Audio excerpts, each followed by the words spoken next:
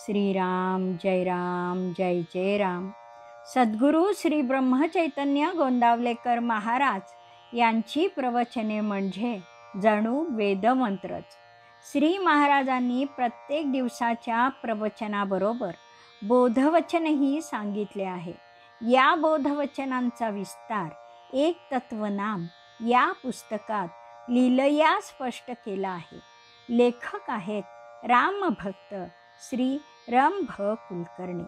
या श्री रामनाम मंत्रित पुस्तकातील आजच्या बोधवचनाचे अभिवाचन मी डॉक्टर सौ शिल्पा कुलकर्णी तुम्हा सर्व भक्तांना सादर नमस्कार करून करीत आहे. आज दिनांक 26 डिसेंबर. आजचे बोधवचन नाम सुरुंगाप्रमाणे आहे. विकार रूपी मोठाले खडक ते फोडून टाकते. श्रीराम. काम, क्रोध, लोभ, मोह, मद, मत्सर या विकारांना आपण षड्रिपू मानतो. दंभो दर्पोभिमानश्च क्रोधः पारुष्यमेवच असे वर्णन गीतेने असुरी संपत्तीचे केले आहे. याशिवाय आशा, ममता, लोकेशणा, वित्तेषणा, दारेषणा इत्यादी विकारांची पिलावळ खूपच मोठी आहे. पण या सगळ्यांची आई वासना आहे. वासना आणि अहंकार यांचीही विकारांची विखारी सेना. जीव आणि भगवंत यांच्यामधील एक भयंकर दरी आहे. ही ओलांडल्याशिवाय म्हणजे या सैन्याचा पाडाव केल्याशिवाय भगवंत प्राप्ती नाही. पौराणिक काळी राक्षसांचे देह धारण करून हे विकार नरभक्षक बनले होते. भगवंताने देह धारण करून राक्षसांचा निःपात केला. राक्षसांनी सांप्रतकाली विकारांची मायावी व सूक्ष्म रूपे धारण करून वासनेला वश करून मानवी मनाचा ताबा घेतला. या सूक्ष्म विकारांचा नाश करण्यासाठी संतांनी नामाचे सूक्ष्म यंत्र शोधून मानवाचा उद्धार करण्याचा प्रयत्न सुरू केला आहे. नाम हे फार प्रभावी अस्त्र आहे. सततच्या श्रद्धापूर्ण नामस्मरणाने ते साधकाच्या अंतरात थेट परावाणी पलीकडे जाते. जाताना मनाला अंतर्मुख करते, मनाला आत्मसन्मुख करते, मनाचे रूपांतर दिव्य मनात करते, मनातील वासनेचे रूपांतर सद्वासनेत करते. त्यामुळे वासनेची विकारांची फौज नामसाधकाला शरण येते. अशा प्रकारे नाम हे सुरुंगाप्रमाणे विकारांचे मोठाले खडक फोडून टाकते. एवढेच नाही तर खडकांचे रूपांतर सुपीक जमिनीत करते.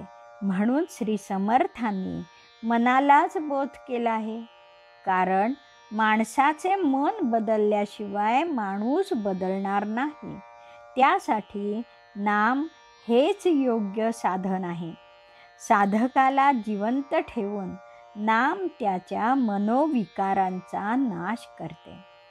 संजीवनी औषधाने लक्ष्मणाची बेशुद्धी गेली. त्या औषधीचा त्याच्या शरीरावर परिणाम झाला. दैत्यगुरु शुक्राचार्य मृत दैत्यांना संजीवनी मंत्राच्या साह्याने जिवंत करीत असत. म्हणजे संजीवनी वनस्पती काय किंवा संजीवनी मंत्र काय, दोन्हींचा प्रभाव शरीरावर पडत असे. मनाला निरोगी बनवण्याचे सामर्थ्य फक्त नामातच आहे. आपल्या निर्मल साधनेने साधक कसा बदलतो याचे मनोज्ञ वर्णन श्री समर्थांनी दासबोधात केले आहे. सुरुवातीला आपल्या अवगुणांची जाणीव साधकाला होते. आपण केवढे अनौपकारी, दंभधारी, अनाचारी, पतित, चांडाळ, दुराचारी, पापी, अभक्त, दुर्जन, पापी, हीन, दुराभिमानी, कपिळ, अंगचोर, कपटी, कातर, निंदक, मूर्ख आहोत याची जाणीव त्याला होते. अशी मोठी यादीच श्री समर्थांनी दिली आहे. असा पश्चाताप पावलेला मनुष्य नामसाधन करू लागला की हे अवगुणांचे खडक फुटायला सुरुवात होते. त्या प्रगतीचे वर्णनही श्री समर्थांनी केले आहे.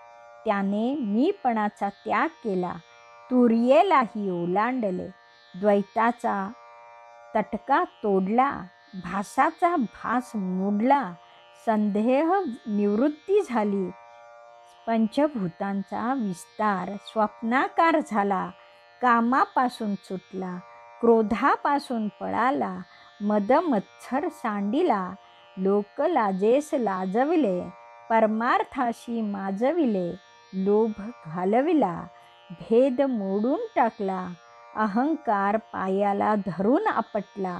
अशी विकारवंत विजय मिळवणारी यादी ही खूपच मोठी आहे.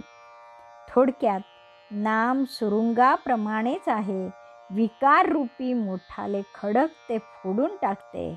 अध्यात्माचे पीक भरपूर येण्यासाठी मनोभूमी सुपीक करते. श्रीराम समर्थ. जानकी जीवन स्मरण. जय जय राम.